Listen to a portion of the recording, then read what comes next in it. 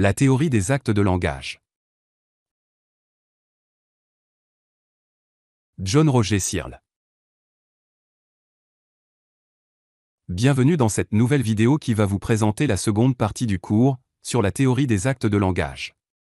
L'auteur est Searle, qui a repris et développé les travaux de son maître Austin, en présentant une théorie riche et originale, et qui a eu le mérite d'enrichir le champ de la pragmatique.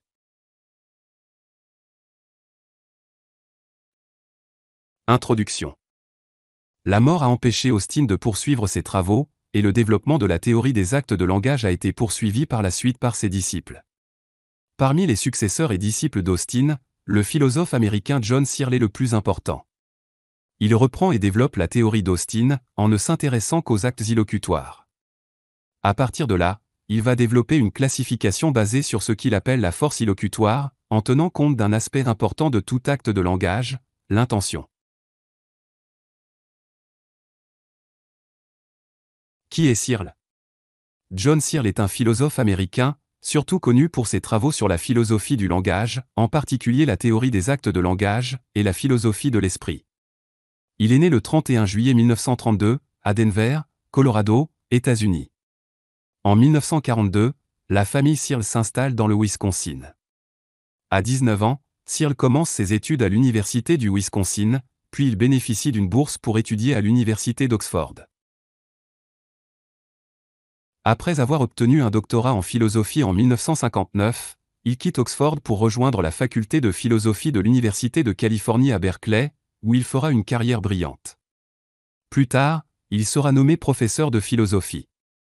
À côté de ses travaux sur la philosophie du langage et la philosophie de l'esprit, Searle a également apporté d'importantes contributions à l'épistémologie, à l'ontologie, à la philosophie des institutions sociales, et à l'étude de la raison pratique. Analyse de Searle. John Searle va approfondir l'analyse des actes de langage proposés par Austin, en proposant le raisonnement suivant. Si ce sont des actions, alors on peut les analyser comme des actions d'une manière générale. Par exemple, une action suppose toujours une intention. Prenons l'exemple, Sarah ouvrit la porte. Ouvrir la porte suppose non seulement qu'un contact de la main entre Sarah et la porte, qui a pour effet l'ouverture de cette dernière, mais suppose également que Sarah a l'intention d'ouvrir cette porte. On peut évidemment envisager le cas où l'ouverture de la porte se fait sans intention particulière de Sarah, mais dans un tel cas, il faut le spécifier. Nous dirions alors, par exemple, Sarah ouvrit la porte par mégarde, ou Sarah ouvrit la porte sans le faire exprès. En bref, le cas le plus répandu est celui où l'intention accompagne le geste. On peut appliquer la même analyse en ce qui concerne des actes de langage tels que promettre. Il n'est guère possible de promettre quelque chose sans le faire exprès. Autrement dit, l'intention existe toujours dans le cas de la promesse. Apport de Searle à l'analyse proposée par Austin. Searle va proposer une théorie des actes de langage, dont l'objectif est en quelque sorte de combler les lacunes que son maître aurait laissées, à partir de deux éléments essentiels. 1. L'introduction du principe d'exprimabilité. Pour toute signification X, et pour tout locuteur L, chaque fois que L veut signifier X, alors il existe une expression E, telle que E, soit l'expression exacte ou la formulation exacte de X. 2. La reconstruction de la taxonomie des valeurs illocutoires, à partir de 4 critères de choix essentiels. A. Le but illocutoire. B. La direction d'ajustement. C. L'état psychologique. D. Le contenu propositionnel.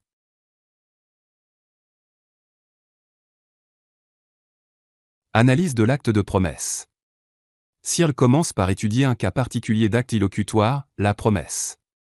Pour donner une analyse de l'acte illocutoire de la promesse, il cherche quelles conditions sont nécessaires et suffisantes pour que l'acte de promesse soit accompli correctement dans l'énonciation d'une proposition donnée. Il va répondre à cette question en énonçant ces conditions de réussite, sous forme d'un ensemble de propositions dont la présence implique que le locuteur a correctement effectué un acte de discours promesse. Voici les grandes lignes du modèle théorique proposé par Searle. Soit les 4 phrases suivantes énoncées, dans des circonstances appropriées par un locuteur L, qui s'adresse à un auditeur A. 1. Sarah travaille beaucoup. Une assertion. 2. Travaille beaucoup, Sarah. Un ordre. 3. Sarah travaille-t-elle beaucoup? Une question. 4. Si seulement Sarah travaillait beaucoup. Un souhait. En énonçant, 1. Le locuteur fait un acte d'assertion. 2. Il donne un ordre. 3. Il pose une question. 4. Il exprime un souhait. Mais dans la réalisation de chacun de ces 4 actes différents, le locuteur accomplit certains actes communs aux 4 cas. L'objet de son discours est Sarah, et son prédicat et l'expression « travaille beaucoup ». Dans les 4 cas, la référence et la prédication surviennent à titre de partie d'un acte de discours complet. Donc, dans l'énonciation de chacune de ces 4 phrases, le locuteur effectue au moins 3 espèces différentes d'actes. A. L'énonciation de mots, acte d'énonciation, ou acte locutoire. B. La référence et la prédication, acte propositionnel. C. L'illocution, acte illocutoire.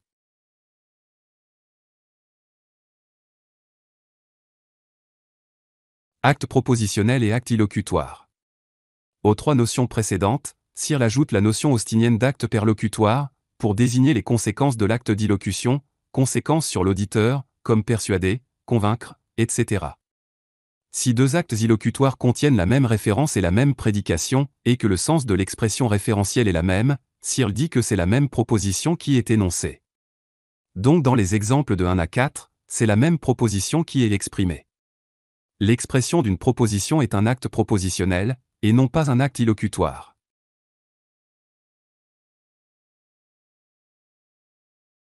Structure sémantique de l'acte de langage promesse. Pour repérer la signification des énoncés ci-dessus, de 1 à 4, l'auditeur fait appel à 2 marqueurs. 1. Un marqueur propositionnel, qui représente la manière dont les mots sont, syntaxiquement articulés, dans la proposition. 2. Un marqueur illocutoire, la partie de l'énoncé, qui révèle la manière dont l'énoncé doit être interprété, sur le plan illocutoire. Exemple d'acte de langage promesse. Je promets de t'emmener au cinéma demain. Marqueur illocutoire, je promets de. Marqueur propositionnel, t'emmener au cinéma demain.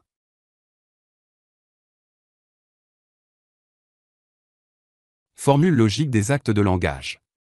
Les actes de langage revêtent ainsi la forme générale, grand F, petit p, où la variable grand F prend ses valeurs parmi les procédés marqueurs de force illocutoire, et petit p est une proposition. On pourrait par exemple avoir apostrophe, petit p, pour l'insertion. PR, petit p, pour la promesse. Point d'exclamation, petit p, pour la demande. Point d'exclamation, petit p, pour une question en est-ce que, etc.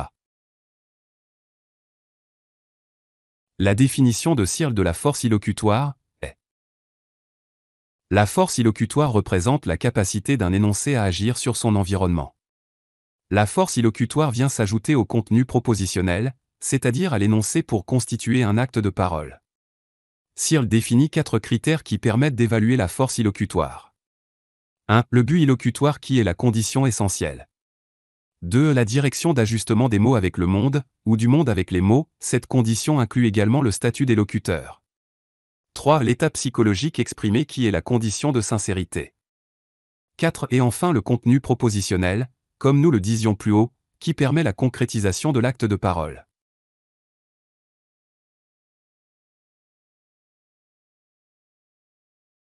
Fonction des forces illocutoires. Il existe également des forces illocutoires primitives qui sont les assertifs, affirmer ou constater, les directifs, ordonner ou conseiller, les promissifs, promettre ou jurer, les expressifs, féliciter ou remercier, et enfin les déclaratifs, décréter ou ouvrir une séance. Le langage possède des règles constitutives. Searle conçoit le langage comme une sorte de jeu, qui possède des règles constitutives, comme tous les jeux. Exemple le jeu de football ou le jeu d'échecs, pour y jouer, il faut respecter les règles du jeu. Par opposition aux règles constitutives, il existe des règles régulatives, ces dernières ont pour fonction de régir une activité préexistante, logiquement indépendante de ces règles. Searle prend l'exemple du football, de tels jeux sont créés par les règles mêmes qui les régissent. La règle selon laquelle, seul le gardien de but peut toucher le ballon avec les mains, est une règle constitutive du jeu de football. La règle selon laquelle, les joueurs doivent porter des tenues avec des couleurs prédéfinies, est une règle régulative du jeu de football. Ces règles doivent être connues du locuteur et de l'auditeur. La compréhension et la réussite d'un acte de langage n'est possible, selon Searle, que parce que les caractéristiques sémantiques et pragmatiques d'un acte de langage reposent sur ces règles constitutives conventionnelles. Parler et produire des actes de discours sont donc des activités assimilables à des jeux, dont les règles constitutives déterminent l'emploi de certaines expressions, afin d'accomplir certains actes. Considérons par exemple la promesse. Imaginons qu'un locuteur A déclare à un auditeur B « Je te promets que petit p ». Alors en prononçant cette phrase grand P, A fait effectivement à B, la promesse s'insère petit p, si et seulement si, les conditions suivantes sont remplies. Conditions de réussite d'un acte de langage. 1. Les conditions normales de départ et d'arrivée sont remplies. Cela signifie qu'au départ, les conditions sont remplies pour que la parole soit prononcée de façon intelligible, et à l'arrivée que les conditions soient remplies pour une bonne compréhension. 2. A exprime que petit p, en employant grand P. Autrement dit, on est bien certain que c'est bien la phrase grand P qui exprime la proposition petit p, et pas le contexte général ou bien une autre phrase. 3. Dans l'expression de petit p, A prédique à propos de lui-même un acte futur C, qui est la promesse de faire quelque chose objet de la promesse, dans le futur. 4. B préférerait l'accomplissement de C, la promesse, par A, à son non-accomplissement, et A pense que c'est bien le cas. Voici les énonciations présentées par Searle pour l'accomplissement d'une promesse sincère, soit un locuteur L, énonçant une phrase grand P, en présence d'un auditeur A. En énonçant grand P, L promet sincèrement et correctement que petit p, A, si et seulement si, les conditions de 1 à 9 sont réalisées. 1. Les conditions normales d'énonciation intelligible, output départ, et d'audition intelligente, input arrivée, sont remplies. 2. L exprime la proposition que petit p, dans l'énonciation de grand P. 3. En exprimant que petit p, L prédique un acte futur C, à propos de L. 4. A préférerait l'accomplissement de C, par L, à son non-accomplissement, et L pense que c'est le cas. 5. Il n'est évident ni pour L, ni pour A, que L serait conduit de toute façon à effectuer C. 6. L a l'intention d'effectuer C. 7. L'intention de L est que l'énoncé de grand P le mette dans l'obligation d'effectuer C. 8. L a l'intention de produire en A la connaissance que l'énonciation de grand P place L dans l'obligation d'effectuer C. 9. Les règles sémantiques de la langue employées par L et A sont telles que grand P n'est énoncé correctement et sincèrement que si les conditions de 1 à 8 se réalisent. Busilocutoire. La classification de Searle des busilocutoires est beaucoup plus générale que celle de son maître Austin. C'est une classification des types d'actes fondés sur les 4 directions d'ajustement possibles entre les mots et les choses. Bien au contraire, selon Searle, il existe seulement 5 busilocutoires, assertifs, engageants, directifs, déclaratifs ou expressifs, que les locuteurs peuvent avoir en exprimant un contenu propositionnel, avec une force illocutoire. Chacun de ces buts correspond à une direction possible d'ajustement entre les mots et les choses. Direction d'ajustement. Les actes illocutoires assertifs, comme les assertions, les témoignages, ont la direction d'ajustement des mots vers les choses. Ils sont satisfaits quand leur contenu propositionnel correspond à un fait existant. Les actes engageants, promesses, serments, et directifs, demandes, ordres, ont la direction d'ajustement des choses vers les mots. Ils sont satisfaits quand le monde est transformé par le locuteur, dans le cas engageant, et l'interlocuteur, dans le cas directif, pour qu'il en vienne à correspondre au contenu propositionnel. Les actes déclaratifs, nomination, bénédiction, condamnation, ont la double direction d'ajustement. Ils sont satisfaits quand le locuteur rend les choses telles qu'il les représente, en vertu même de son énonciation.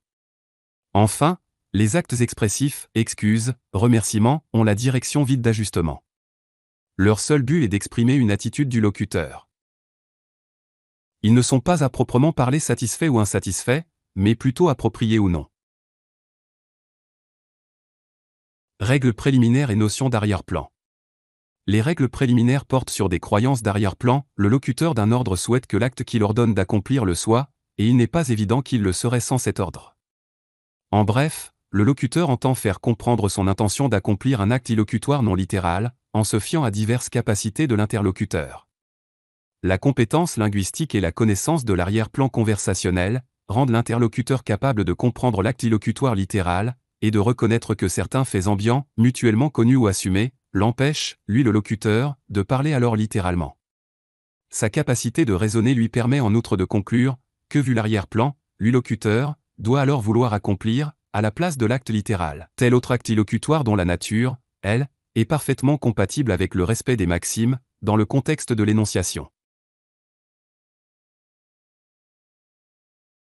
Les actes de langage indirect. Dans les actes de langage, Searle montre que parfois, en disant quelque chose, le locuteur peut vouloir dire autre chose. Il distingue notamment 4 cas. 1. En disant « eux », le locuteur veut dire exactement « eux », c'est la communication littérale. 2. En disant « eux », le locuteur veut dire « eux », plus F, c'est la communication indirecte. 3. En disant « eux », le locuteur veut dire son contraire E', c'est l'ironie. 4. En disant « eux », le locuteur veut dire F, c'est la métaphore, la litote, etc. Les 3 derniers cas forment ce que l'on appelle habituellement la communication non littérale. Searle montre que le traitement des actes de langage indirect nécessite 2 étapes. D'une part, d'établir à partir des critères contextuels que le locuteur avait effectivement l'intention de parler indirectement. D'autre part, reconnaître que l'énoncé est un acte indirect, et de rechercher sa signification. Exemple, le locuteur entre dans la salle et dit « Il fait vraiment froid, ici ». Interprétation possible, 1. Je ferme les fenêtres. 2. Je ne reste pas. Les travaux de Searle, aujourd'hui. Aujourd'hui, Searle se trouve au centre de débats en sciences humaines et cognitives, comme en philosophie, sur des sujets importants comme l'usage et la compréhension du langage, l'expression et la communication des pensées, la signification, la référence, la vérité, la satisfaction et le succès, les actes de discours, la nature de l'esprit et sa place dans le monde, la structure de la conscience et de l'intentionnalité, la perception, l'action, la rationalité, la réalité sociale et les institutions.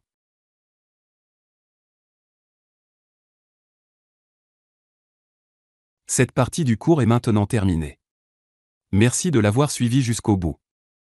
Nous nous retrouverons dans la prochaine vidéo qui traitera de la théorie de l'énonciation. Si vous avez aimé la vidéo, n'oubliez pas de mettre un pouce bleu, et de vous abonner à la chaîne, pour ne rien rater des nouveautés à venir. À bientôt.